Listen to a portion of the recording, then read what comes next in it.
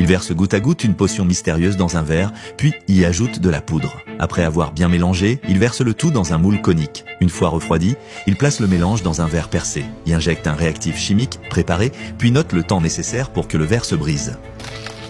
En peu de temps, une bombe à expansion artisanale est prête. Arthur fait cela pour assassiner John, un magnate minier. John réside au dernier étage d'une tour où la sécurité est extrêmement renforcée. Les portes et fenêtres ont toutes été spécialement modifiées, et toutes les entrées sont équipées de systèmes de reconnaissance faciale.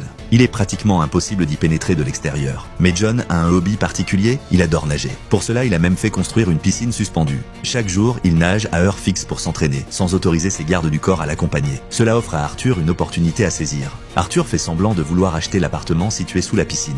Profitant d'un moment d'inattention du personnel, il photographie discrètement les clés. Au moment où John nage, Arthur se déguise en technicien de maintenance et s'infiltre dans l'immeuble. Il entre dans l'appartement sous la piscine avec une clé dupliquée. Il fixe d'abord des ventouses sur la vitre de la fenêtre, les sécurise avec des cordes, puis découpe le joint d'étanchéité tout autour de la vitre avec une lame. D'une poussée ferme, il crée une ouverture temporaire. Arthur prend ensuite tout son équipement et se rend à l'extérieur de la tour. Il insère un outil spécialisé dans l'interstice du verre et commence son ascension. Il atteint rapidement le dessous de la piscine, sort de ventouses, qu'il fixe au fond de la piscine, puis grâce à sa force physique considérable, se déplace rapidement jusqu'au centre. Après avoir sécurisé son corps avec des cordes, Arthur sort une perceuse et fore un trou dans le fond de la piscine. Il y insère la bombe à expansion et injecte une petite quantité de réactifs chimiques. À ce moment précis, John nage justement vers le centre de la piscine.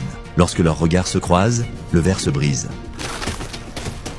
Arthur retire immédiatement les ventouses et s'échappe. Il retourne dans l'appartement par l'ouverture dans la vitre. Finalement, ce qui apparaît comme un accident mortel causé par un défaut de qualité du verre est ainsi accompli. Ce film s'intitule Mécanique Résurrection